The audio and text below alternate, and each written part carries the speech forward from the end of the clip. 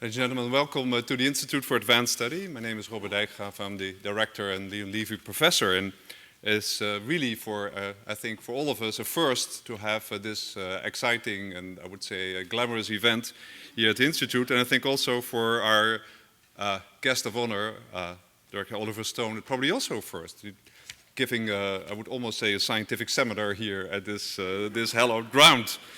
As you know, from the very beginning of cinematography, themes from the ancient world and the Bible have provided directors and screenwriters with lots of inspiration. And I myself, very well remember, as a high school student in a Dutch gymnasium, studying the old Greek text. And one day, actually, our teacher brought us in the auditorium and showed us some very grainy and I think probably very clumsy movie scenes of great Greek battles. And I think that actually gave enormous enthusiasm, and it's perhaps one of the few things that remained from all these experiences. I think actually in the last decade, perhaps no film has attracted so much interest and debate among historians and classicists as Oliver Stone's Alexander, which came out in 2004. And in his talk here, and we welcome very much, he will discuss his experience making this movie, its challenges, and more generally, his approach to historical themes. And we're very grateful for the Dr. S.T. Lee Fund for Historical Studies, which has provided support for today's event, as well as vital funding for the Institute's School of Historical Studies. And let me remind you that this school embraces an historical approach to research throughout the humanistic disciplines, from socioeconomic developments, political theory, modern international relations, and the history of art, science, philosophy, music, and literature. After the presentation by Oliver Stone, we have a panel discussion and a question and answer, which we follow his evening's talk. And this panel will be chaired by our professor, Angelos Chaniotis, professor of ancient history and classics in the School of Historical Studies. And this panel will include two of our current members in the school, Nathanael Andrade and Yannis Hamilakis, as well as the acclaimed director and film historian, Gary Leva. So I'm very pleased to introduce now the person that made this all in some sense possible, Angelos. He joined the Institute as professor in July 2010 and already at several occasions shared his enthusiasm and passion of his field. And I must say he had a very long, distinguished career, among others in München, in All Souls College in Oxford, but now finally here at Princeton. And significant questions and dialogues have grown out of Angelos' pioneering contribution. But at the same time, he also has been advising and, of course, makes us all very jealous with his fascinating digs that he does in the summer at very exotic locations. So thank to you, Angelos, for making this possible. Thank to you, Oliver Stone, for honoring you with us with your presence here. And I'll give the word to our moderator, Angelos. Thank you.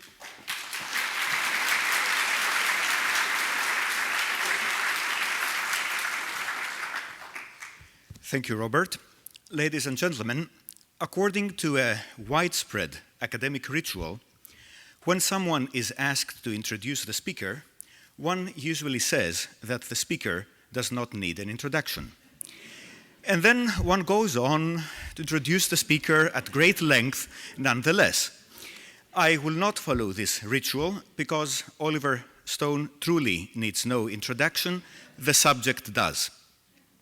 The representation of classical antiquity, of both Greek and Roman myths and history on the movie screen, is a phenomenon of popular culture that increasingly interests classical scholars, and rightly so, because it is a form of reception of antiquity which both ancient historians and classicists should be interested in.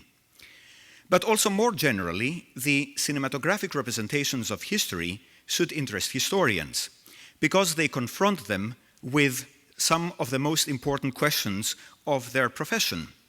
That is, how memory is shaped, how the past is constructed, deconstructed, and continually reconstructed.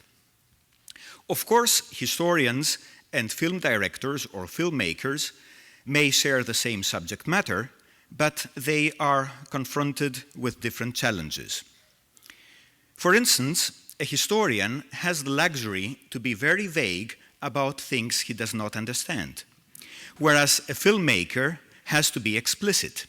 For instance, an ancient historian may tell you how many soldiers a Macedonian phalanx had, but it is the film director who will show these soldiers walk, move, interact with each other and with the enemy, make noise, raise dust, and use their weapons. On the other hand, sometimes the historian has to use unequivocal words when he addresses historical questions, whereas a film director may just be evocative. Let me give you an example. A historian has to address the question whether Alexander was involved in the murder of his father, whereas a film director may just hint to the problem with a smile on a face or the turning of a head or a facial expression. But the greatest difference between historical movies and scholarly histories written by professional historians is the fact that the historical movies create among viewers the illusion that they are eyewitnesses of history as it happens. And this is something that no historical narrative can achieve in this intensity, and also something that some historians also do not desire to do.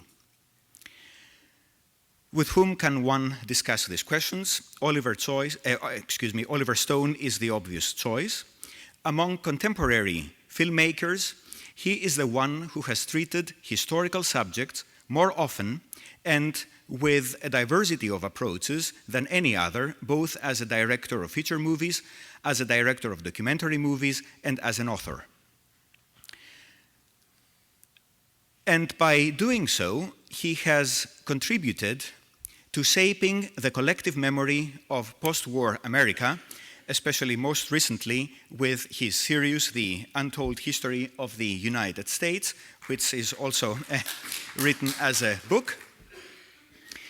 Although he has treated a subject from classical antiquity only once, his Alexander, he presented 3 different versions of this movie, continually struggling with the interpretation of this complex hero and displaying an unparalleled interest for accuracy, authenticity, and details.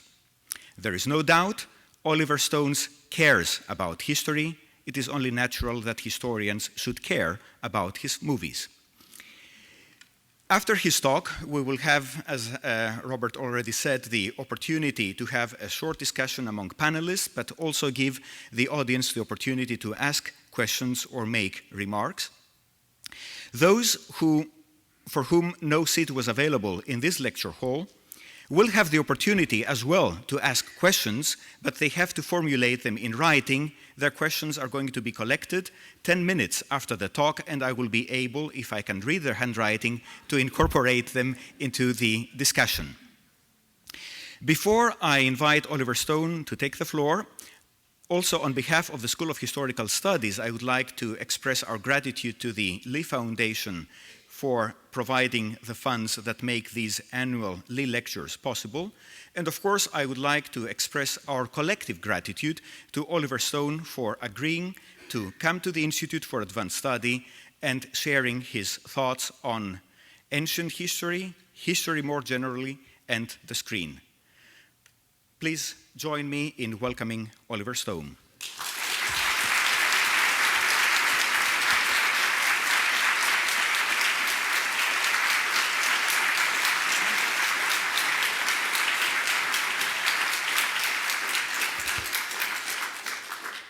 Oh, thank you. I'm really honored to be here. I haven't had such an old audience in a long time, and presumably a wise one. I get a kick out of coming here. Obviously, this is a storied institution, and I can tell my mother about it. She's still about.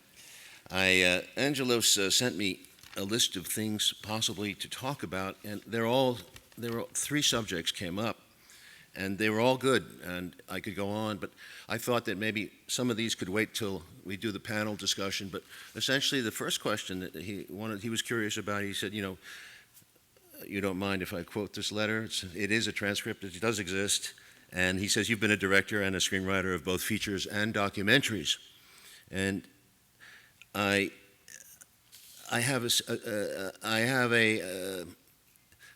this places you in a privileged position of being able to see, hopefully, the differences between the two. And how do I see these differences? And how do I arrive? What is the aim? And Angelos believes, as I do, that the aim of history and documentary is essentially, and drama, is to entertain, but also to educate, to uplift the consciousness, to feel empathy, to feel sometimes catharsis, and to move into another understanding of a world that we did not, or a person that we did not know before. Totally agree. It's a method on how to get there. And the documentary and the drama do differ. And we can talk about that later. He also questioned me about creating 3 different versions of Alexander, which was one of the most painful experiences I've ever had, but also one of the most exhilarating. And the 3rd version that is now we're talking about is the one from 2007. And there will be a 4th version, which I will talk about later, but it's not remarkably different from the 3rd version. And then in the last question, he says, in Alexander, you hear the voice of an authoritative narrator, by which he means Ptolemy, old Ptolemy. And he's been an eyewitness of some of these events. Ptolemy is now 80 years old. He's the pharaoh in Egypt. He's walking on his balcony, and he's talking to his scribe, dictating his life. In fact, there was a history that Ptolemy wrote. And he asks, what is this voice? Is this voice authentic? Is this voice you, the director? Is it the voice that you use in untold history? Who is telling the story? Who is telling the story? This always comes up, which makes all of history somewhat, to me, subjective. I am attracted to history because I am attracted essentially to the memory of man and woman. I'm attracted to the concept of a thread of memory that leads us from civilization to civilization, from Cretans to African tribes to here and now at Princeton. There is a memory, something that mimesis, we remember something, we are told something. If it's inauthentic, hopefully it dies out. But if it's authentic, I pray that it continues. In his presence, we were greater than ourselves, is what Ptolemy says to the scribe. Ptolemy is the oldest living remnant of the age of Alexander. This is 40 years after his death. The movie cuts back and forth, and he weaves a story for us. He was there, he says. And he takes us back to the beginning of Alexander's life, where we see in one of the earlier scenes, Alexander is being taught by Aristotle. And Aristotle talks about the East as a cruel, barbaric place, corrupt. And the young Alexander presses him, and he says, but why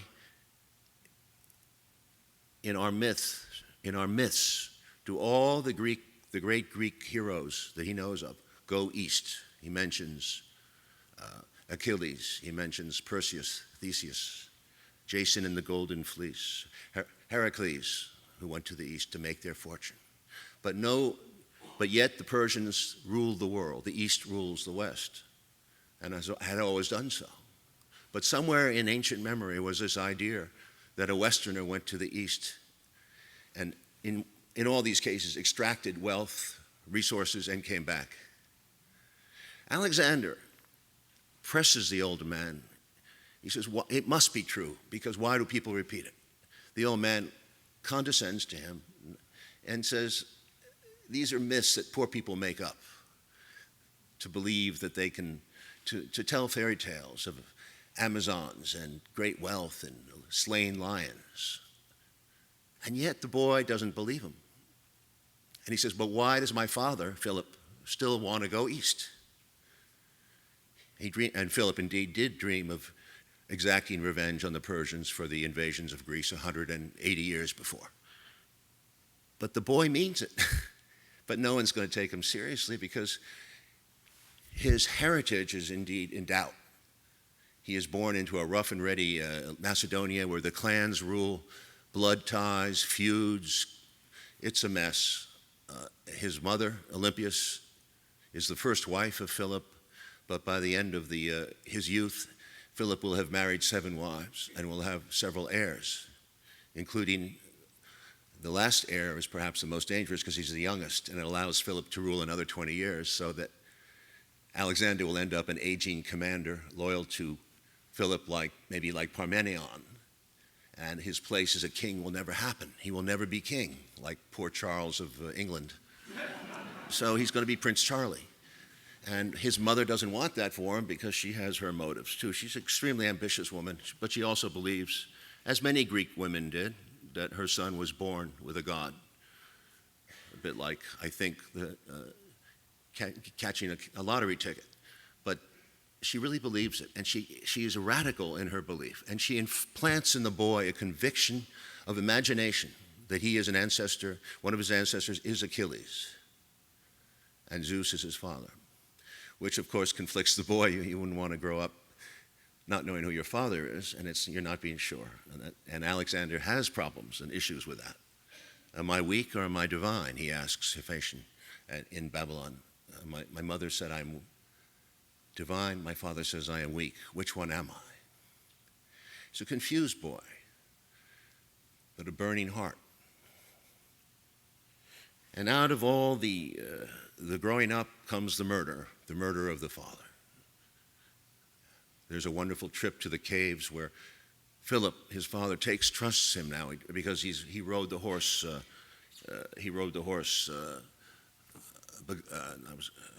Bucephalus, beautiful scene. And then he takes him down to the caves and he points to these almost Titan figures from the age of the Titans.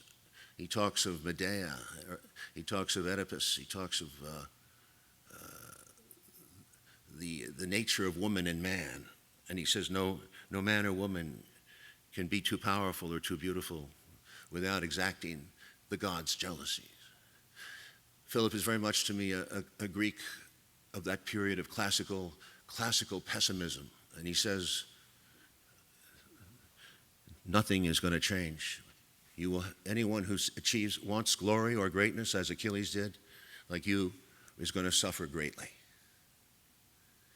And Alexander says, I will be on walls like these one day. And we go to one of the most magnificent achievements that anyone in human history, to my knowledge, has ever performed, which is Alexander is the first mortal to actually live up to every one of the myths that he so worshipped as a child. He lived up to it. He organized a small country with a very good army into a magnificent fighting machine that captured the Persian Empire, quelled the Greeks, and took Egypt, which was the richest province, the richest country in the world at that time. Greek was a backwater, and he was living up to Aristotle's dream of perhaps unifying the Greeks and going east. But he actually did it. It wasn't myth anymore. But Alexander, in my mind, conflated the myths of old. He thought they happened to him underneath, reading about the Iliad and Odysseus and Achilles. He felt they were real. And he drove himself harder than any single man. He rode in the front. He was in the thick of battle. He led his cavalry. But he was magnanimous in victory, most times, very, very generous. And he weaved a vision that no Greek had ever seen up to that point. Philip's intention, if he had gotten to Persia, was to plunder and get the guys back to Macedon and live well, because that was the goal of any army. Live well. That was the Greek, take from the east and go back. Not Alexander. He gets to Babylon in the royal palace. He has everything. The world is at his feet, and it's not enough. He goes further east. His mother counsels him not to. He doesn't stop. He goes after Darius in the northeast of Sogdia and Bactria. He goes into the Caucasus, and then beyond that, he pushes into the Hindu Kush until he sees the snow, and he's completely blocked by the snow and the mountains. They're so high. At which point he turns south into India. And with him all this time is a dedicated series of individual generals who are absolutely splendid, brilliant people, among them Ptolemy, who we see.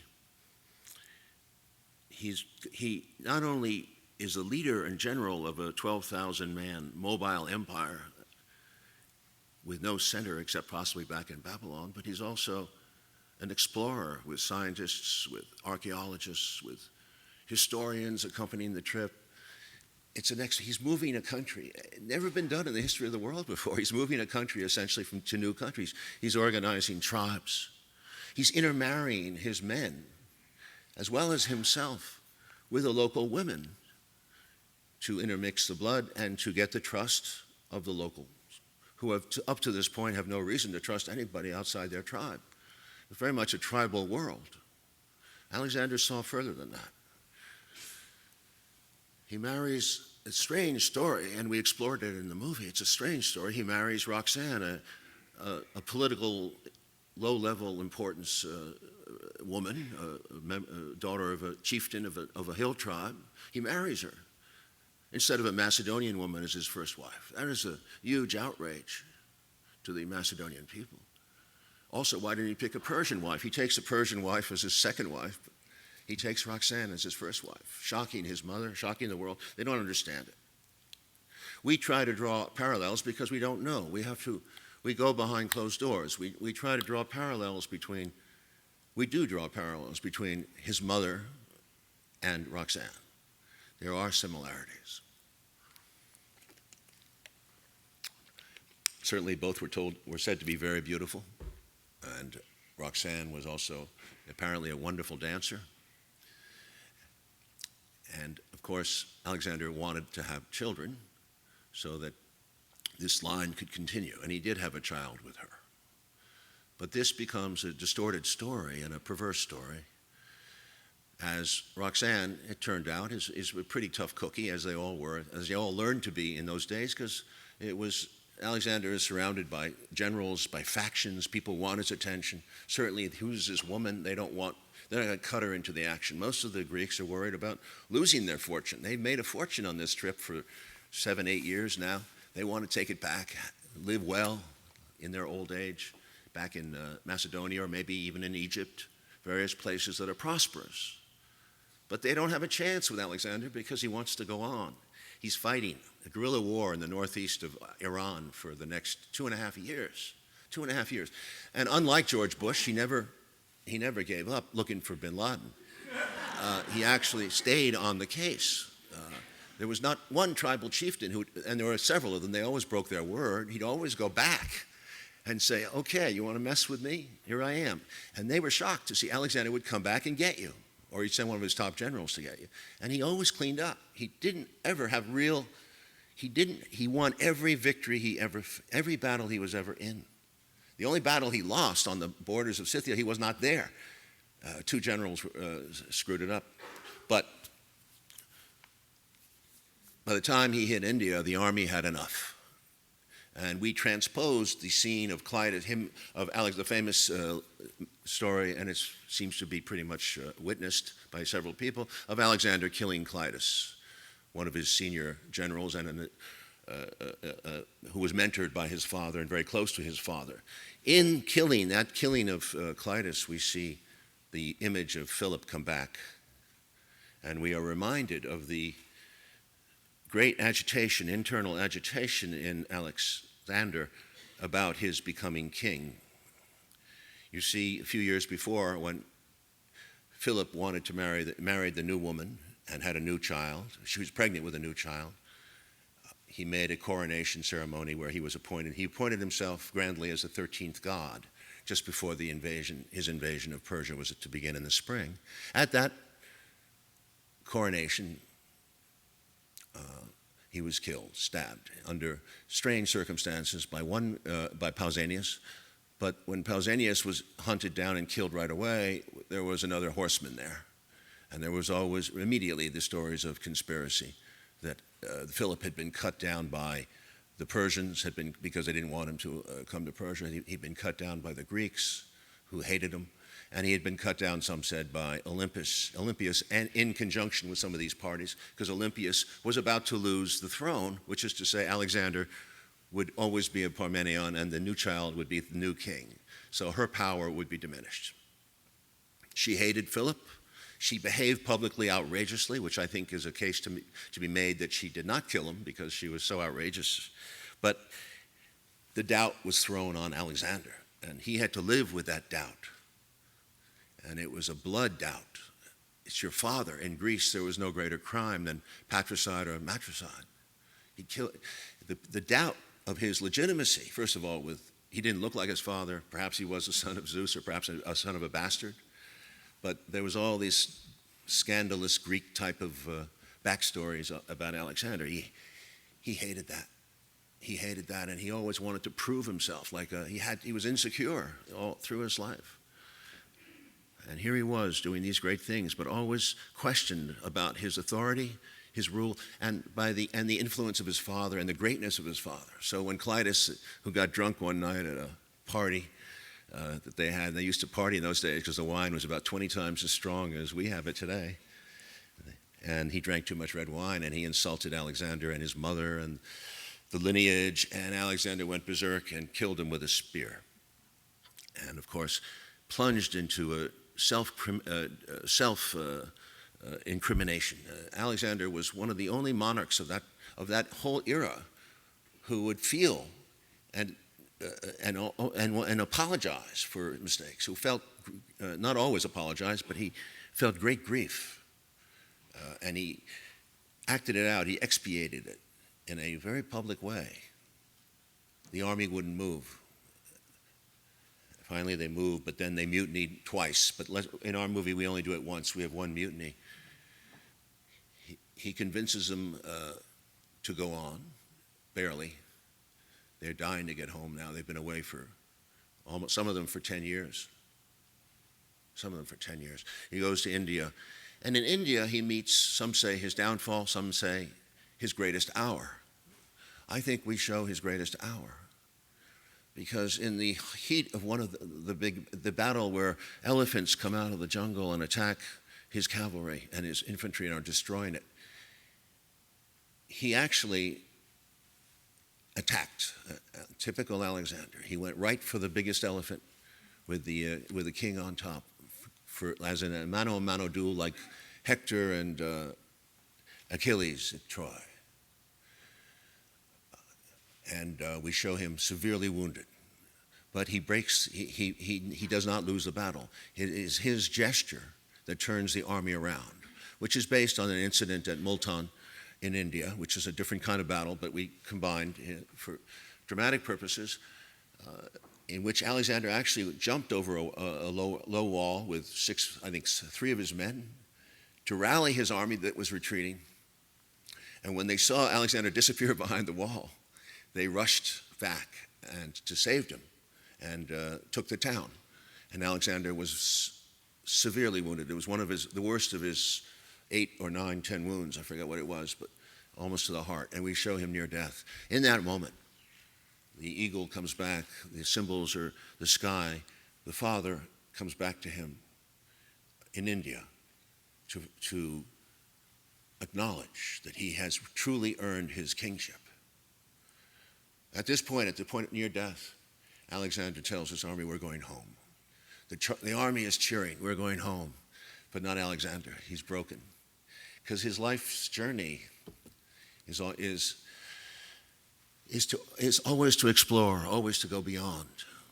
And to go back to Babylon is an admission he could never make. He goes back to Babylon, which again raises the question of why did he not bring his mother to Babylon? It was not such a difficult journey. He hadn't seen his mother in more than 11 years by now. And why? Why is he running away from his mother? That's what it seems to be. And we go there, we go past that, which historians, to some have not been able to do. I haven't seen anything like about his true feelings about his mother. And I think these mixed feelings. And I show a scene. We show a scene wholly invented after the assassination of Philip, where he questions his mother about whether she did it or not. Very hard to tell. whatever the outcome of that scene, his mother, it makes it clear that this is his moment. He must take this moment. He must become king. It is all yours. Take it. Alexander takes it. And he always will feel mixed feelings about his role as an illegitimate heir. So these feelings that are internal in Alexander are of great insecurity. And they have to resolve themselves on this journey, an outer journey, where he's conquering the world. But at the same time, he's not only conquering, he is making the world better, because he is mixing cultures. He is bringing a new form of communication, a higher consciousness to all these tribes. And they indeed will stay in contact through the next few hundred years of the Roman Empire. But Alexander made this great effort, and then finally the army wouldn't go. He married off. He gave great benefits and bonuses to the men who married Asian women. He himself asked several, I think 90 of his generals to marry with him in a ceremony. He married two more Persian princesses, always working to bring together, to build new cities, new Alexandrias. He gets back to Babylon, and his army has been shattered in the desert, in the Gedrosian desert, and that was the only natural disaster that defeated Alexander's army, but not Alexander. He recuperated in Babylon as best he could, and he planned on going to Arabia. He planned on going to Carthage, North Africa. He planned on going to Rome, a warlike tribe. He planned on going to Spain and out the gates of Gibraltar into the New World. I mean, literally America, maybe, if he'd lived long enough. There would have been 5, 6 capital centers. There would have been a Rome. There would have been a Carthage. There would have been a city in Spain. And it would have been a bit like a world of globalization, a bit of that, with people flocking to the cities. But this was prior to all the conquests and brutalities and wars that we have seen. This was at the dawn of time. No one had ever done this. It would have been an intriguing world. It might have worked, the Alexandrine model. However, the stumbling block, as in life, is always men rise and fall. And the stumbling block was Hephaestion, was I believe poisoned, but they'll argue that he died of a fever. Hephaestion was the love of his life, as was the other love of his life was Bagoas, the eunuch, who we also dealt with. Very tender story told by Mary Renault in great detail. But when Hephaestion, I believe, was poisoned, or whatever, he died. Alexander changed. Hephaestion was a great general, one of his best men, and it wasn't the same, because he always said we were Achilles and Patroclus. And when Patroclus died, Achilles died shortly thereafter. Indeed, Alexander followed within 6 months.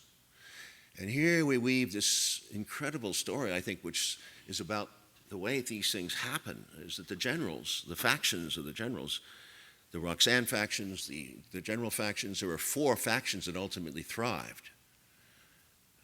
Although they loved Alexander and his greatness, they, in some way, had to stop him, because what was he going to do now? He was going to appoint one of them, when they retired, that he'd appoint them satrap to Bactria or something in a province. They wouldn't have any chance to really have any fun, go back to their homelands. Or or keep going, deplete their resources, share them with Asians. This was a time to get rid of the leader. The leader is too much, and it made sense. So out of this viper's nest that around Alexander comes the sudden fever and death of Hephaestion. We attribute it in our movie to Roxanne's faction. Roxanne turns out to be a far tougher character than I knew when I started. And not much is written about Roxanne, but she did, after Alexander died, she murdered the Persian wife, Statira, and her children. So she was a murderer too. That was the way things were done in those days. And poison was popular.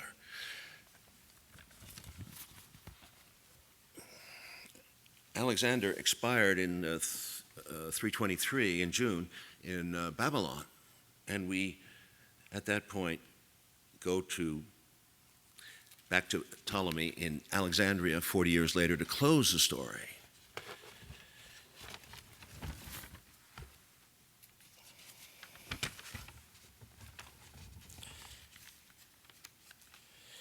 Ptolemy is now, as I said earlier, is the pharaoh. He's the keeper of the body, and he was also the chief bodyguard of Alexander.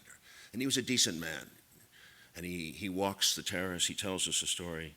And yet, he's 80 years old. He's done everything. He's probably the most accomplished man in the world. He's built the library at Alexandria, one of the great marvels of the ancient world. No, I'm sorry, Alexander started it. Ptolemy inherited it and believed in bringing culture and civilization to the world. And now he looks across the balcony and he sees his 2 sons are grown up.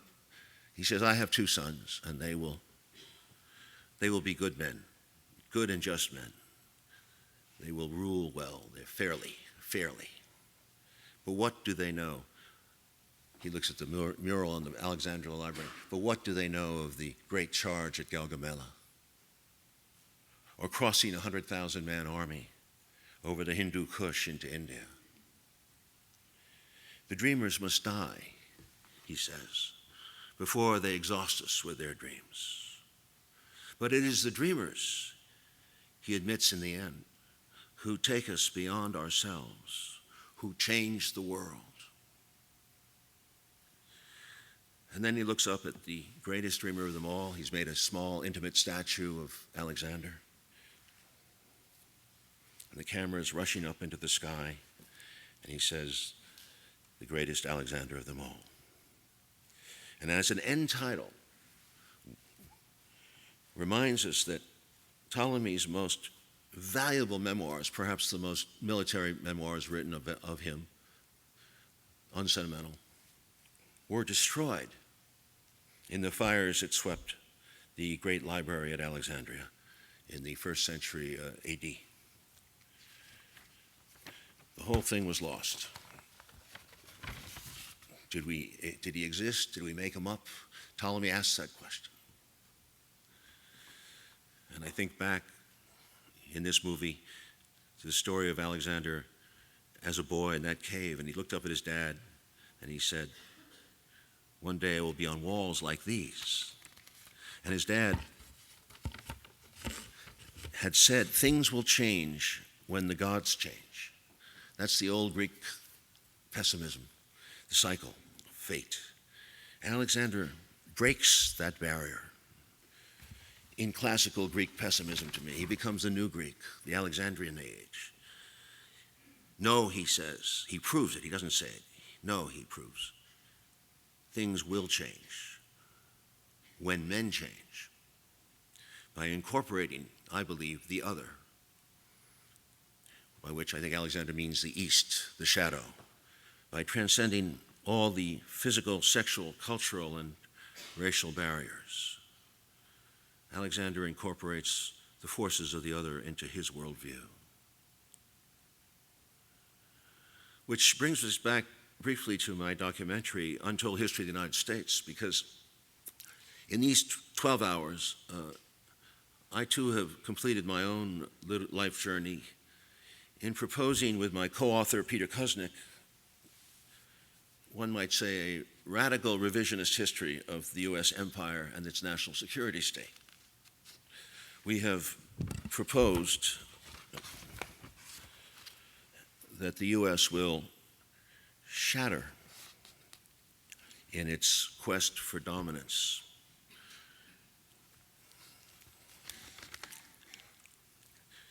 Because it will fail to incorporate, be it communism, second, third world countries, the concept of terrorism, because it is unable to incorporate the other.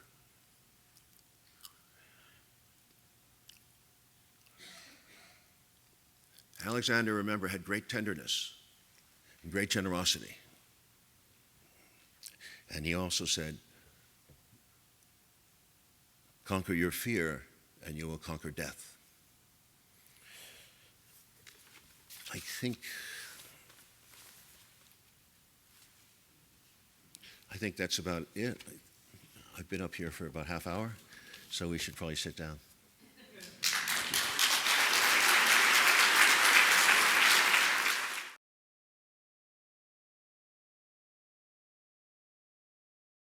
Thank you very much for sharing with us your vision as a storyteller of a life that can only be presented in a selective manner.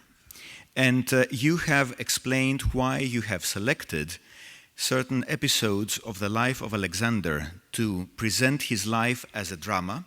And you always stress the fact that this is a drama. And we are now going to see the perspective of the director of a documentary on Alexander. It is a different perspective or not. This is something that we're going to see. But I think that we are all very grateful because we had the experience of hearing, listening to the director and author of Alexander explaining what is the idea, the common theme behind the movie that he has made. And those of you who had not seen all three versions, you can probably wait until the fourth one comes out. So I will now invite the first panelist, Gary Leva, who is a film historian, adjunct professor at the University of South California in the School of Cinematic Arts, and director of documentary movies. He is currently preparing a documentary movie on Alexander the Great, and he will briefly present the perspective of the maker of a documentary. There are going to be two further panelists, but I'm going to introduce them briefly later. And then we will go on with the discussion.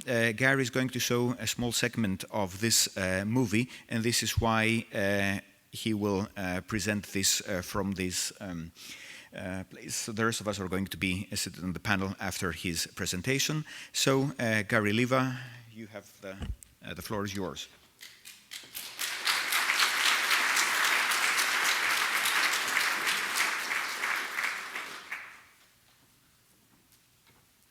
Steal my water, sorry. Well, I share with Oliver the fact that it's an honor to be here. And my name is Gary Leva, and as Angelos said, I'm making a documentary about the real Alexander the Great. This project is a bit of a departure for me. For the most part, I make documentaries that focus on aspects of cinema and cinema history. For the most part, I'm a filmmaker who makes films about film. So for my work, history generally begins in the late 19th century with the invention of motion pictures. You might imagine I don't face the same challenges as ancient historians in uncovering the truth. After all, I can often interview the actual people involved, the directors, actors, and writers who made a film, to determine what happened and get all the answers that I need. But it's rarely that simple. Having interviewed most of the great filmmakers and film actors of our time, I can tell you that in the case of memory, history is malleable. What your interviewee remembers and what really happened may be quite different things. Of course, filmmaking is storytelling, and in my case, as with Oliver, it's also show business. Our films are intended for a mainstream audience, not just learned historians. So when I make an historical documentary, whether it's about a 75-year-old film classic like The Wizard of Oz or the story of Alexander the Great, my job is the same, telling a true story that's also entertaining. One of my documentaries, entitled A Legacy of Filmmakers, focuses on the creation of the company American Zoetrope in the late 1960s and early 1970s. I shot interviews with all the people involved, including George Lucas, Francis Ford Coppola, and a screenwriter named John Milius, who is best known for writing Coppola's film Apocalypse Now. While Lucas and Coppola gave me excellent interviews, it was John Milius who told the most unforgettable stories, painting a portrait of these maverick filmmakers as cinema revolutionaries of the 1960s, taking Hollywood by storm. When I had a rough cut, I screened it for George Lucas in his private screening room. The cut was heavy with these entertaining John Milius stories. When the film was over and the lights came up, George turned to me and said, "There's not a single thing John Milius said that I remember actually happening." I asked George if he objected to my use of Milius' stories. George turned to me and, paraphrasing a line from John Ford's Western, The Man Who Shot Liberty Valance, said, "When the truth contradicts the legend, print the legend." Of course, legend is mostly what we have to go on with Alexander the Great. Since everyone who knew him has been dead for thousands of years, and few of his contemporaries wrote anything down that survives, to illustrate the challenge of making this documentary, I've put together a little clip for you, drawn from my recent interviews. I was interested to discover in my research that Alexander was considered far ahead of his time in his embrace of what we call today multiculturalism. Take a look.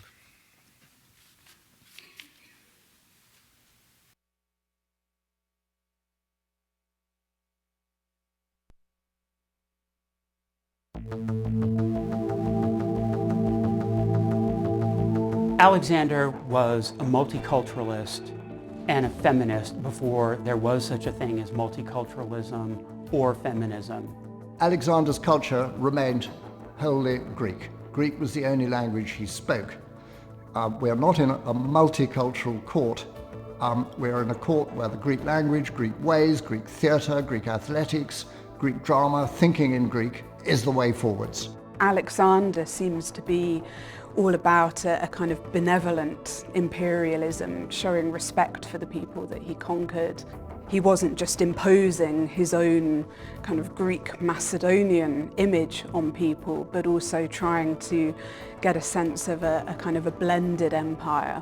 I'm not sure whether Alexander's form of multiculturalism was pragmatic or ideological. In other words, did he believe on principle that, let's say, the Arabs or the Indians should be allowed to continue to practice their own customs? Or was it simply that if you're going to conquer such a diverse empire and maintain yourself as king of it, that you have to be in some way tolerant of local customs, as it were?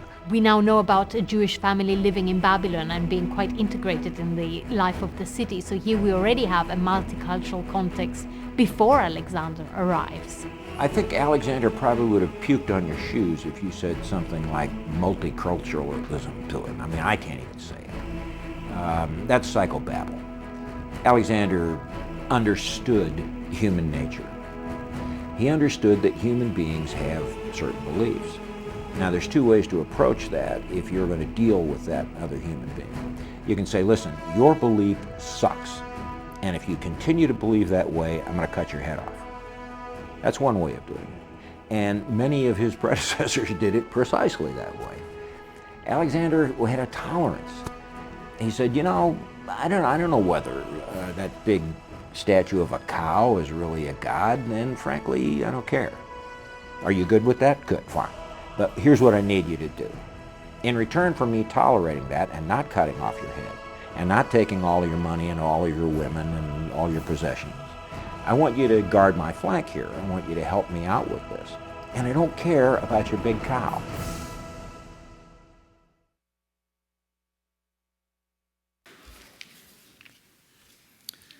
Welcome to my hell.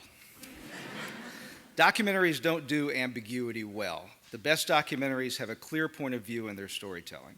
So when I'm presented with a range of responses like those in this clip, the responsibility falls to me to determine what point of view, in fact, what history to present. As I mentioned before, I'm in show business, so my film has to not only be illuminating, but historically accurate and entertaining. Which is why, despite the presence of some of the world's greatest historical experts, this clip ends with the words of former Marine Dale Dye, a man without a PhD but with a clear understanding of how to communicate facts to a mass audience, which is, after all, what I do for a living. Thanks.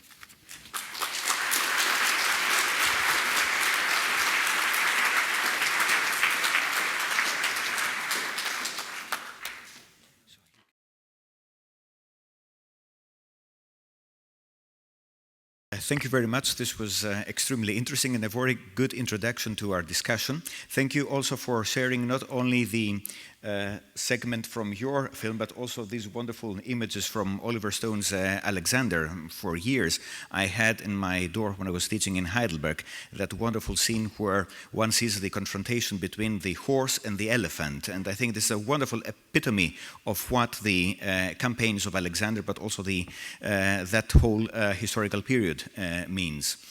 I noticed in the documentary that only one of the persons who were interviewed used the word, "I am not sure." It was Paul Cartledge. And I think this is a good introduction to our discussion because it shows the ambiguities, difficulties in interpretation, and so on. And before I invite the panelists to take their seats on the table, a final parallel. Gary mentioned the anecdote or true story of George Lucas saying that nothing of that is true. A similar story is narrated about Alexander the Great. When one of his historians was reading out of a history of his life, Alexander commented at the end, "This is wonderful. Where was I when all this was happening?" And I think this is the question that we should also discuss. How would Alexander possibly comment on either movies or histories or documentary films about his life?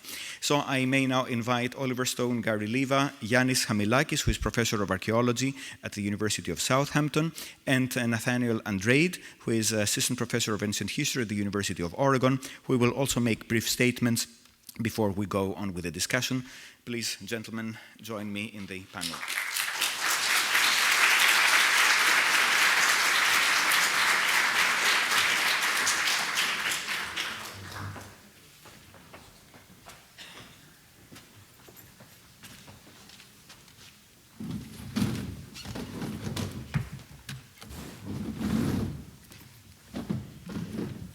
And first, I will ask Nathanael Nate to make some brief remarks about the importance of historical movies in education, in undergraduate education in universities. Thank you, Oliver and Gary, for some very provocative talks. Now, before I say a few things about how I typically integrate historical dramatization into undergraduate teaching, I did want to say a few words about why I think it's important to do so. Now, one obvious reason is that students are going to be watching these films, and they will be forming opinions about them. And so we may as well be giving them guidance and going through the process of analyzing films with them in order to get at historical material. The second reason is that I think that films do offer ways by which we can get students to analyze critically their own image of the past and break down that image into its constitutive parts, so that they know which elements of the image are supported by source material, which might reflect the introduction of creative elements. Do creative elements, in a sense, take us beyond where the sources are taking us, or can they be refuted by sources? I think by having students analyze historical dramatization, they can interrogate the image of the past that's in their own minds, and those images always exist. A third reason is that while I do teach my students the academic conventions of history, by and large, I know that they are not going to become academic historians. And beyond the academy, all sorts of historical thinking goes on. There are many images that circulate, many narratives that circulate. Many of these are not based on source material. They can be quite inaccurate, but they almost always have social consequences because they are believed and experienced, and they are experienced by people who endure them. So for this reason, I want students to be able to break down those images that circulate in broader society into their constitutive parts and analyze what's based on source material, what reflects creative elements. And so many of the exercise I do with my students pertain to these sorts of issues, although there are other things I want my students to learn about the ancient world. Now, I find a movie like Alexander to be particularly helpful because it does create an historical framework largely by engaging source material, and not all historical dramatizations do this. Alexander also, of course, introduces creative elements and interpretive elements, which in a sense take us into terrain where the sources leave off. But by and large, it does respect the actual sources. And I think that Alexander specifically is useful because I do think that they help students analyze how ancient empires and states distribute authority in ways that are maybe unfamiliar to us nowadays. One exercise that I do with them is to have them watch Alexander and to identify acts of authority and obedience and classify them according to Weber's famous triad. So when they see Alexander sending letters to far governors with orders, or when they see Alexander killing a chief commander in a fit of passion with apparent impunity, or when they see him receiving some worship as a higher power of sorts, they have to analyze whether that authority is based on bureaucracy, on the prowess of a charismatic individual, or just on the force of tradition. And I think this helps them, in a sense, analyze how ancient states often work in ways that are different from, say, modern national communities or international firms where maybe bureaucracy is important. At the same time, I think it does help them analyze charisma and understand how the charisma of a person can loom large in a political system. When we read the Iliad and the Odyssey, the Homeric poems, the Iliad and the Odyssey, I find it helpful to get students to watch the movie Troy and to watch Gangs of New York, which is set in the 19th century New York City. And the reason why I have them watch these films is that I do want them to think about the social world that the Iliad and the Odyssey represents. And I basically will ask them to discuss which movie they think more reflects the type of social world depicted in the Iliad and the Odyssey. Is it the movie Troy, where we have palace institutions that are much like governments representing national communities? Or might it be Gangs of New York, where the gang is the basic social unit and governs a lot of social relations? By and large, students, according to certain criteria, often find that Gangs of New York has something distinctly Homeric about it that might not exist in the movie Troy. Finally, another exercise that I do find to be quite useful is to have students, in a sense, write their own screenplays in which they insert a scene into a movie they like. This can very often be Alexander or a series such as Rome and Spartacus, or if they like humor, The Life of Brian by Monty Python. And what I will have them do is insert the ideal scene they would have liked to have seen in the movie, but what I want them to do is state explicitly the components of the image that they are creating. What elements are actually based on source material? What elements reflect the introduction of something creative? Does that creative element take us beyond the sources or illustrate with potency themes that the sources support but skeletally? Or do those creative elements distort? Can they be refuted by consulting source material? And the reason, again, why I do this is because there are many ways of historical thinking and many types of historical images that circulate outside the academy. Our students will always have to deal with these even if they are not becoming academic historians. And I think it's important for them to navigate that social world, constantly break down images of history into their parts and analyze them. Because, as we all know, history is often driven by certain types of socio-political agendas. And very often, the relationship to sources can be quite loose or have a very broadened scope for creative elements. So those are some of my thoughts about undergraduate teaching. I have more, but I don't want to take up too much time. So I will, of course, cede the floor. Thank you very much. When I was teaching in Heidelberg, one of the challenges that I presented my students with was to watch Ben-Hur and find 10 mistakes. If they found 10 mistakes but prove that they are mistakes, then they wouldn't have to do the exams. Only one managed to do that, not because there are not 10 mistakes in Ben-Hur, there are more, but because it is so hard to prove that they are mistakes. And I think this is another way to use historical movies to show the limits of our knowledge and the limits of our certainties. And now I return to what Paul Cartlett said. I am not sure that. The next statement will come from Yannis Hamilakis, Professor of Archaeology at the University of Southampton, who will briefly address the subject of the presentation of material culture in historical movies. Thank you, Angelo, and thank you, Oliver, and my co-panelists for a great occasion and very thought-provoking comments so far. As an archaeologist, I should have a lot to say about Oliver Stone's historical films, and Alexander in particular. Some commentators have chosen to focus on how material culture is portrayed in the films. Several eyebrows have been raised, for example, on the appearance of well-known objects coming from the 3rd millennium Ur, Mesopotamia, in the 4th century BC Macedonia. Or on the scene where Philip shows the young Alexander cave paintings with mythological themes. Oliver already referred to it. The historical existence of which we have no evidence whatsoever. But such fact-checking would have been the wrong approach to take. Since we are talking about Alexander, or films like this, we are dealing not with documentaries, but with a dramatic take on a historical phenomenon, a reworking on a theme, dealt with by not only scholars, but also various artists since antiquity. The days when historians and archaeologists thought that they are the sole, legitimate, and exclusive guardians of the legacy of antiquity are long gone, and that's a good thing. The lack of direct, detailed information on themes such as the life and deeds of Alexander makes this process of reworking easier.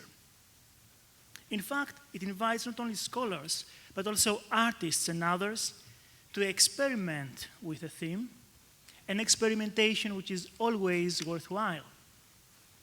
Moreover, archaeologists could have learned a lot from a film like Alexander had it been treated as a huge experimental archaeology project.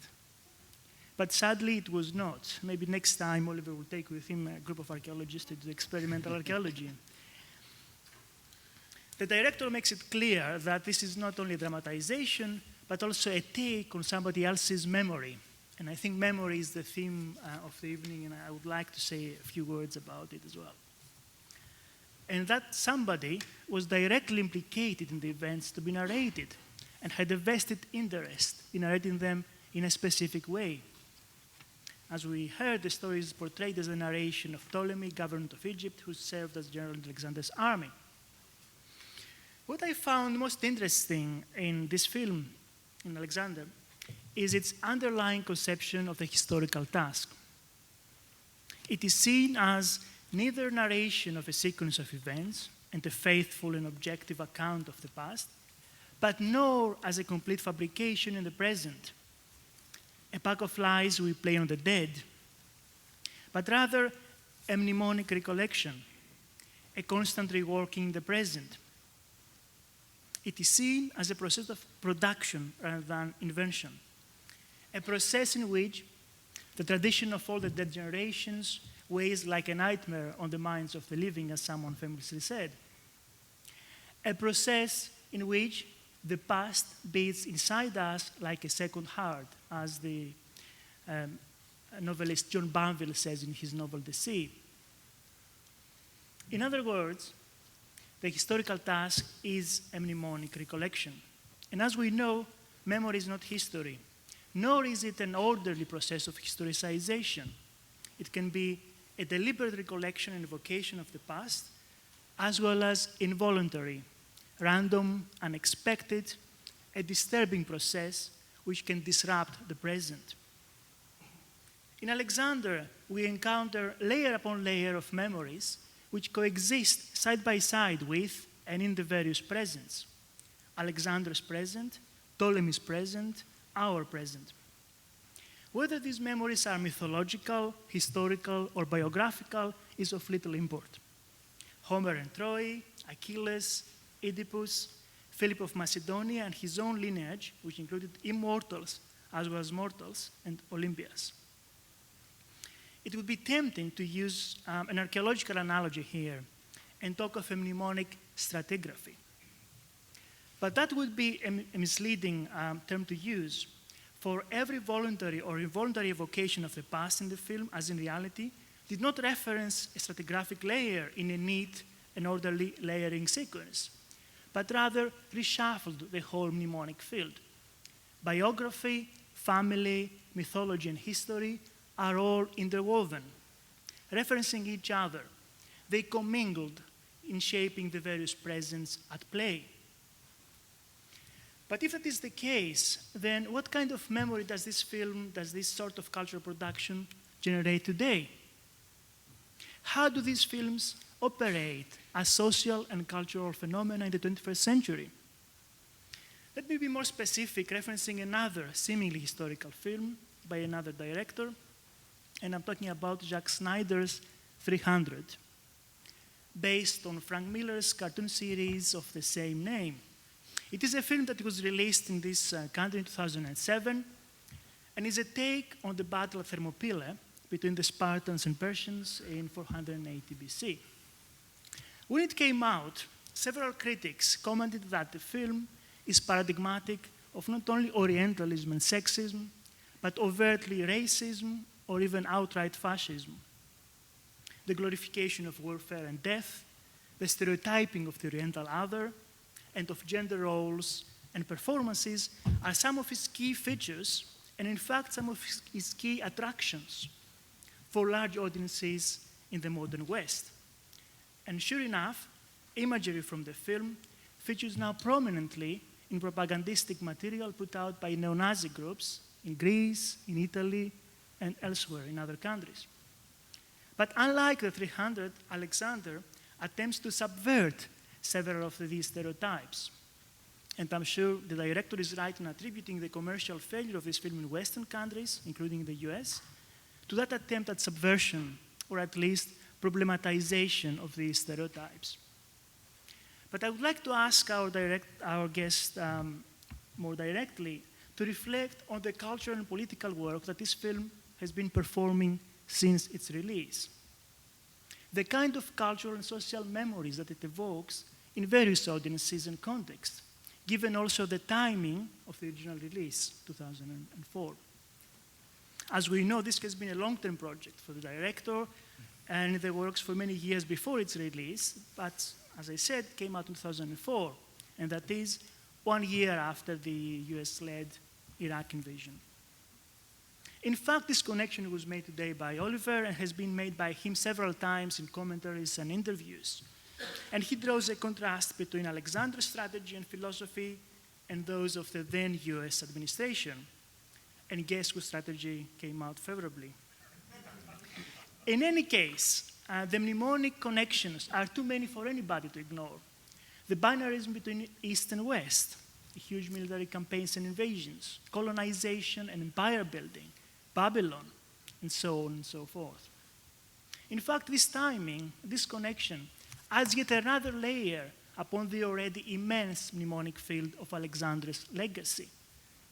There are anti-heroic instances in the film and moments when the horror and the brutalizing power of warfare is graphically portrayed.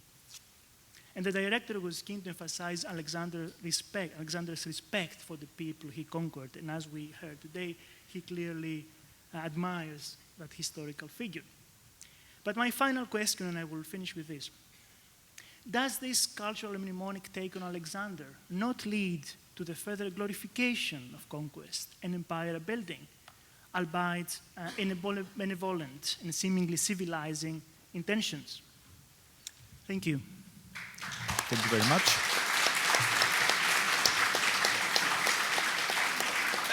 Before I open the discussion to the audience, I give Oliver Stone a chance to respond to these remarks if he wishes, or to make any other additional remarks. I'll briefly say, keep in mind, the world that existed before Alexander would never come back. It was a new era. After Alexander died, and it was broken up into four different empires, all of them very rich, but they maintained communications, and there was a spread of a new sense and a new feeling that lasted until the Romans took it over and made it into a Roman empire with more militarism, more emphasis on militarism. But it's dominated our thinking up until the Judeo-Christian tradition took over. However, I see Alexander, you see, when you talk about imperialism and benign imperialists, this is modern thinking. He was a ruler who went up against tribes and slavery, and he freed the people. At that scene in the Babylon, he asked the eunuchs and the mistresses, the girls, the harem girls, if they wanted their freedom, they could go. He did this repeatedly. He tried to make things better than the old way. The old way never returned. Maybe the Romans perverted some of Alexander's thinking because they were not as intellectually inclined, but the world was never the same. And I want to make that point enough. And I also want to make another point that everyone always overlooks. It's just Alexander is the first person who went to the East, and he stayed. He had no intention of going home. Possibly, I point out, because of his internal conflicts. He doesn't want to go back to his mother, who's waiting, who dies after him, by the way. She's killed by Cassander. We know that story. But it's a truly haunting image that every conqueror, Julius Caesar, Napoleon, they go home. Not he. I just point that out. And we can take up the rest about Iraq and the making of the film and all that when you. Okay. So, we don't want to monopolize the discussion, so the floor is open for questions, please. And don't start your question before you have got the microphone, because otherwise, it won't be heard. I'd like to begin by thanking all you gentlemen for sharing your insights and knowledge and all your experience today. Thank you very much. This question is directed towards the legendary director. Alexander the Great certainly was one of the most dynamic personalities in world history. I mean, how many people do you know that have the name the Great after their name? In your opinion, what was his single most fascinating trait? What made him great? If there was one trait, what was it? Off the top of my head, in the movie, there's so many. Ptolemy says at the end, it was an empire not of might, it was an empire of the mind. And that was the mind of Alexander. Young, spry, curious, the explorer, the traveler. Curious, always wanting to go on. Pothos, some people called it in Greek. That's a quality that you don't see. And the self-incrimination, the public displays of emotion and having a heart. He showed it in public. He was. It wasn't seen. It's not seen. Leaders are supposed to be, disciplined and self-controlled. And you see the breakdown of self-control in Alexander. And I think it's a very public spectacle. And it's a beautiful. He's a man. That's all he is. He's a mortal. And he did these things that, frankly, he outdid all the heroes on the walls in those caves. He lived an Oedipus life too, because knowledge came too late. He lived the life of a Heracles with the 12 labors, because he murdered. In a sense, he did not provide for his sons. You see, to keep his children alive after him would have been the principal achievement of many of these ancient rulers, because they want to consolidate their gains. He did nothing to help Roxanne get that position. I don't know what he planned. Perhaps he hadn't planned on being poisoned. But I'm not going to go. But the historians will always fight with me on that. But you believe what you believe. But I love that man, and I love his heart and his generosity. Jeff? No, it's over here. Thanks very much to all the panelists. A question for you, Oliver. Earlier you talked about the relationship of documentary to drama, and I was wondering whether you could address that, and whether you personally ever had a moment of conflict about whether, perhaps at the start of a project, whether this should be a documentary or a drama. And finally, a reflection on the use of historical recreations, particularly where there's not a visual archive, Right. often dealing with non-elite characters. I could go on. I don't want to take everybody's questions away, but it was in the middle. It was one night I discovered this film. It was given to me. I can't get into all the details. It was delivered to me, and I saw it, and I put it up on. In those days, it was like a Steenbeck, and it was flickering images, black and white, and I saw soldiers, Greek soldiers. I saw the camps. I saw the rain. I saw an elephant, and I realized that I was watching a film of the march into India over the Hindu Kush. I couldn't believe what I was seeing. I said, how could this film be here? Somebody must have done an incredible job of documentation. And then I woke up.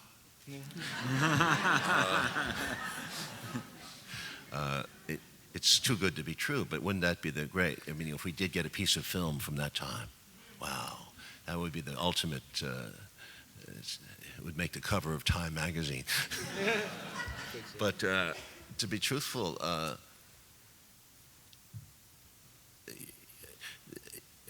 I read everything I could. There's only 6 or 7 sources: Arrian, Diodorus, Curtius Rufus, who Robin Lane despises, Arrian, and Plutarch, and so forth. But you couldn't make the character, you couldn't make this movie from those sources. They're just not there. And also the diaries, the soldiers, they wrote stuff. Fake diaries, real diaries. There was a whole magic cult around Alexander, but all that stuff gets filtered down. That's what Yannis talks about memory. It's how fragile the tissue of memory is. I read everything, but I had to plunge in and create the Alexander, and I had to break down the 3rd, 4th walls. There just is no way you could put it together but the love of the men was there. You felt it, and you hear about it. I mean, people do talk. And the fact that he could also be so hated. People invested such emotion in hating him. Some of the Greeks, that it's great to see that. But and all his flaws are completely magnified, every moment he's watched. Yes, so to create that, we had to take a gamble, and we did our best. And I was unhappy with the whole process because I had to rush it, and I did 4 versions of this movie. So we can talk about that maybe later. But I think we're there. We're as close as we're going to be with what we have. As to your other question about creating the caves, for example, at Pella. We don't know about that. I told Robin Lane, I want to have a scene where his father, unlike Aristotle, takes him down and really shows him the blood and the guts of the empire. Something the age in another style, pre-Mycenae, almost I would call it the age of the Titans because I don't know much about it, but age of bronze, where the mothers made love with their sons. The sons killed their fathers. There was a brutality, tribal blood lust, and I think that Philip is very much in touch with that, and that's why the one eye, the wine drinking, but great knowledge and great wisdom in Philip, and I think what that great line he says, Robin suggested it was, to mix. Zeus had a great sense of humor, so he mixed the dust of the Titans with the gods. No, the dust of the Titans with the gods to make man. So it was a mix of the Titan and the god, and they were of course in conflict in the beginning of time. When you talk about Alexander, you talk with pathos. And pathos is, of course, something that characterizes Alexander, and it also characterizes a lot of people who have written on Alexander. Pathos characterizes, for instance, Droysen, the first one who wrote a biography of Alexander the Great. He wrote this biography when he was 24, 25, that is, he conquered Alexander at the age when Alexander conquered the world. And, but pathos is something. This is what the sources say, the passion that comes from outside and conquers Alexander himself. So the conqueror is conquered by this passion, by this emotion to go ahead and continue and so on. Do you think that this passion is also a driving force behind what you do, and the fact that you don't give up in trying to understand your Alexander and presenting your understanding of Alexander to audiences? I am a believer in heroes, and I think that I called him one time a proto-man, because to me he was the first of that kind of man to emerge. And I think of you think I'm crazy, but I think of John Kennedy in that same mold. I think of a man or a woman who could rise and with intelligence and confidence and the ability to rule, and there's often an aristocratic element in that, and that turns off some people. But it doesn't matter if it's a man from the streets or a man from a family. But there is a sense in Alexander that he was born. Well, but for him, when he was doing it, it was a fight with his father. It was a fight with his father and with his mother. And he had to wrestle with those two. And I really believe that's what kept him also going, because he had to find something out the outer. He said he'd find the outer world, and he did. He did. By the way, Aristotle's map was all screwed up. I don't know if you noticed in the movie, but Aristotle's walking around. He says, now back to things we know. And he says, India's over here, and the River Nile goes into India, the River Nile goes back. It's a screwy geography lesson. He gets nothing right. But Alexander actually goes to the end of the world. And he says on the mountaintop to Ptolemy, Aristotle didn't know shit. Because there is no... I'm sure Alexander would have gone to America, North America, and found it. Okay, a question over there. Yeah, and then here and there. And also, if you want to ask any questions or make any remarks, just let me know. We have time. I wonder if you all might explore with us for a bit how one finds a public, an audience, in the modern world outside of college students in classes like Professor Andrade's for films set in classical antiquity. There has been a fascination, to some degree, with Greece, particularly with Rome in some sectors. And you think how there has been absolutely none, at least that I know of cinematography done on post-Roman, the barbarian kingdoms, or in the Byzantine Empire or whatever. that it's Greece and Rome that represent the classical world to us. But the films we've seen in the past dozen odd years, Gladiator certainly took certain liberties with history and had great mass success. On the other hand, something like Agora, which dealt with the fundamentalist Christians taking over the world of Greek and Roman philosophy, didn't have much success outside New York art houses. How do you find an audience for films there, and does it differ between the United States, Europe, the rest of the Mediterranean world in terms of an audience ready to see such films? Is that for me? Yeah. Well, I can tell you that it's a very contradictory position that I was in. In 2004, when we made the movie, we could not get it made at the price. We were independent production. We had our foreign financing, but we needed a U.S. distributor. We could not get one.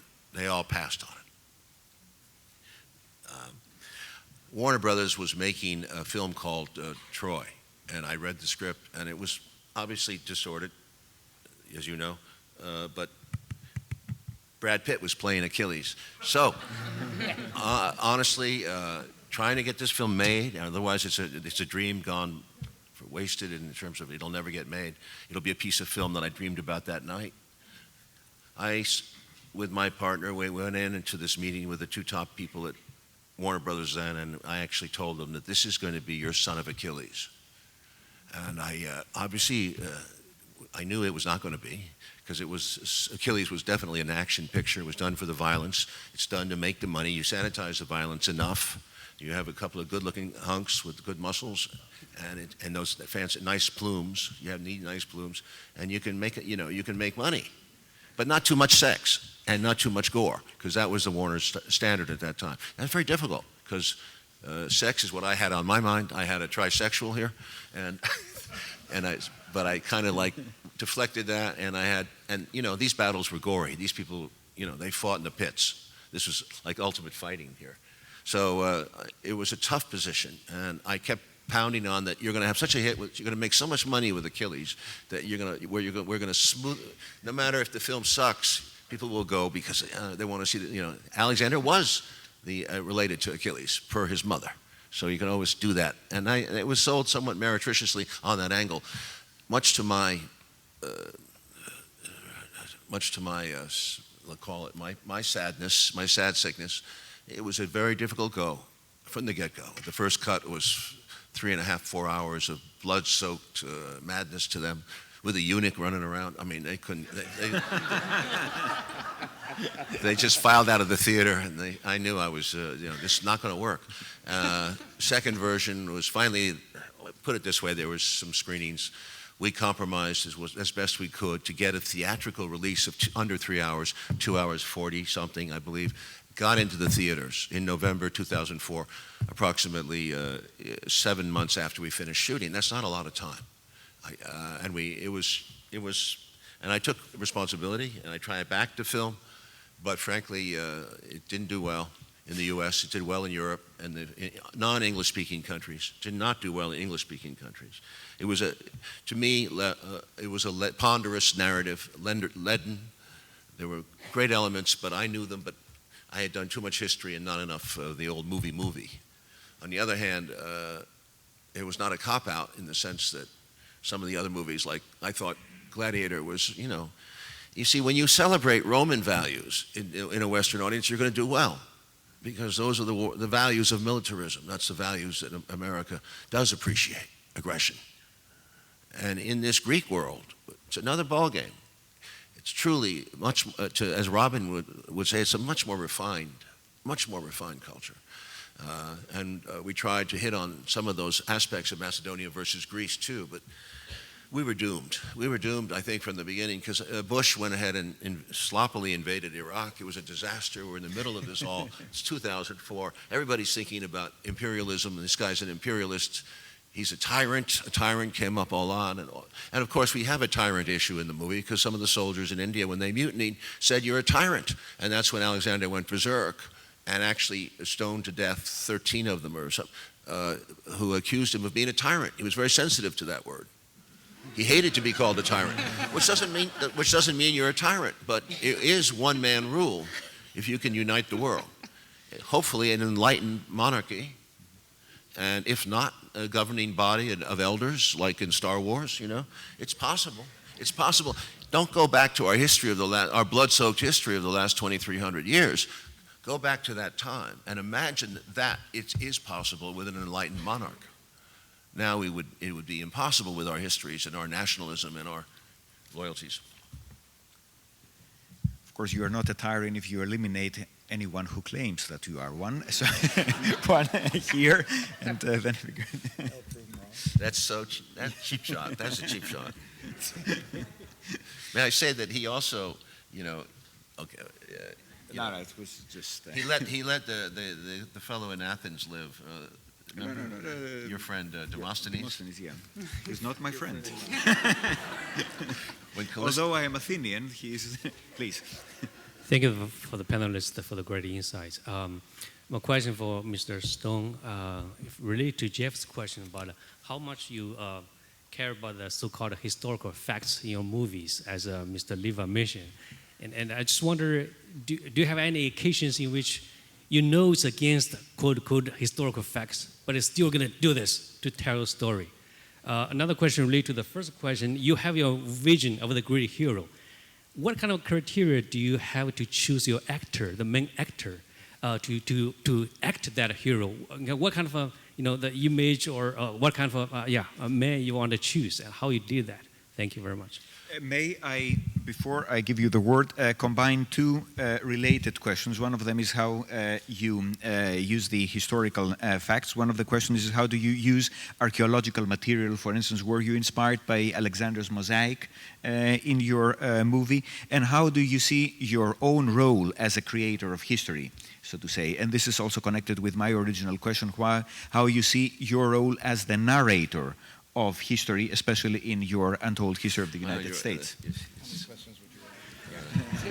multiple choice. I just would like to finish quickly. I wanted the history of the 2007. I went back with the Warner Brothers, the DVD people, our different department, and they let me quietly work away at this, no money, and make a new version. And I actually went back to the script, and I did a 3-hour and 36-minute movie with an intermission, because I knew we needed an intermission.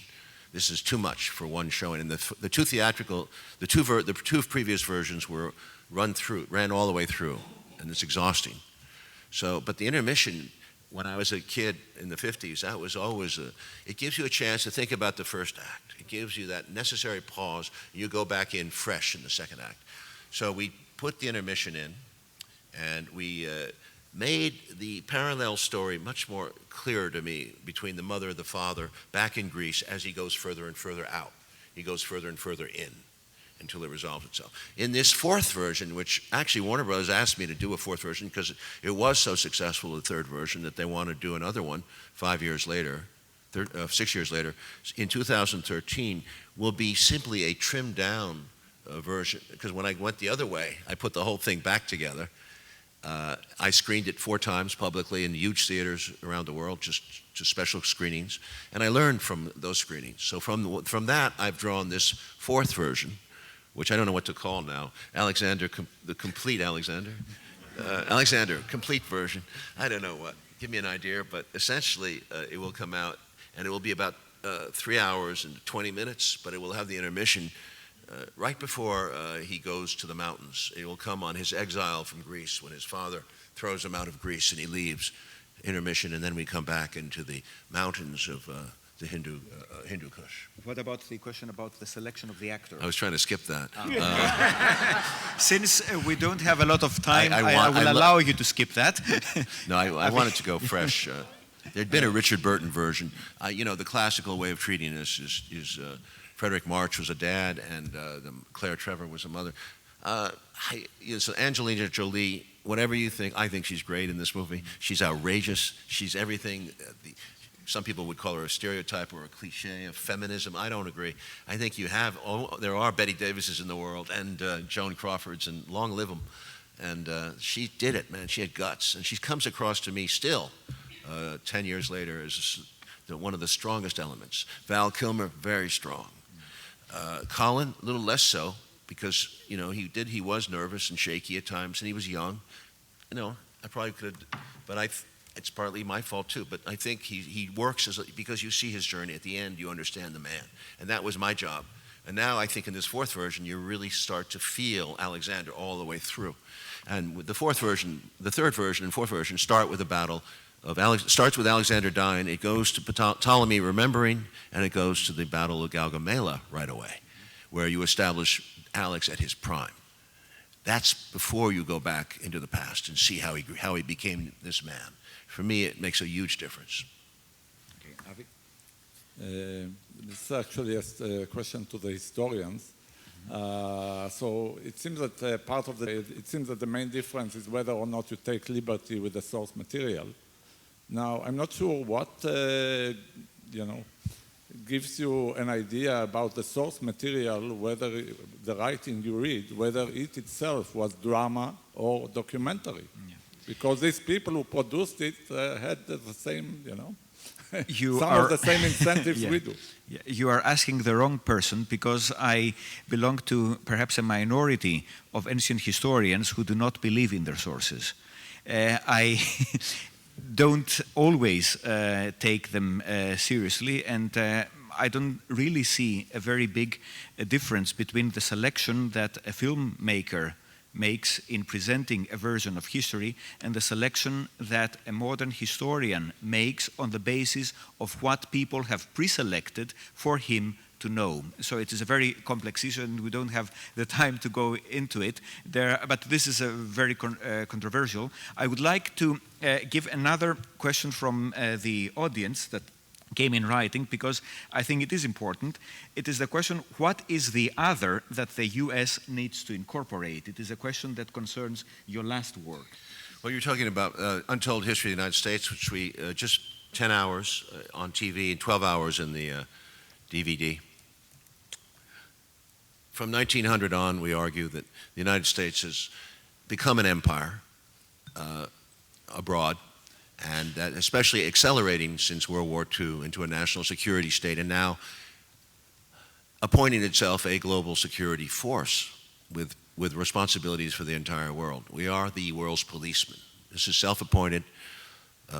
Some would argue because we consider ourselves exceptional, the good country, the beneficent country, God's appointed country, certainly, and there's no argument about it.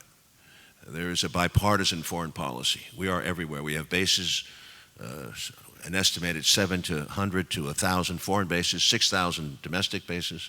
We have a space presence which is highly intense, put it to say the least. And we also have a strong presence on cyber. We act as if we're underdogs in cyber warfare, but in fact we've been very strong on that front. So it's called full spectrum dominance. Alexander never had this kind of power. The British Empire never had it. The Romans never had it. We are. No matter what economic position we're in, we are without definitely the most physical present military force ever. As such, the other is the other person, the victim of this empire. And we look at this history of the last 100 years. We look at the victims of this U.S. policy, and we try to make one understand that it did not need to be so. We always argue that it needed to be so because we were fighting communism and we were fighting terrorism, we argue not, and we go through an enormous amount of work to prove that. And I think we make the point about looking at the world through global eyes, through Chinese eyes, through Russian eyes, through small countries' third world eyes, and trying to see that we are part of something that is much bigger than just the American empire, because every empire in the history of the world has collapsed. Every single one. 6 in this, actually 8 in the last century alone. But we are bent on this course, and well, I don't know why young people, as I said in Alexander, young people can change the world. Young people can dream. That's the beauty of Alexander, because he was one of the last young people to achieve significant power and do something about it. Can we do something like this in our country? Can someone change the course of where we're heading, where we dominate the situation. We try to control the outcome of events. No good will come of this. So these are good last words.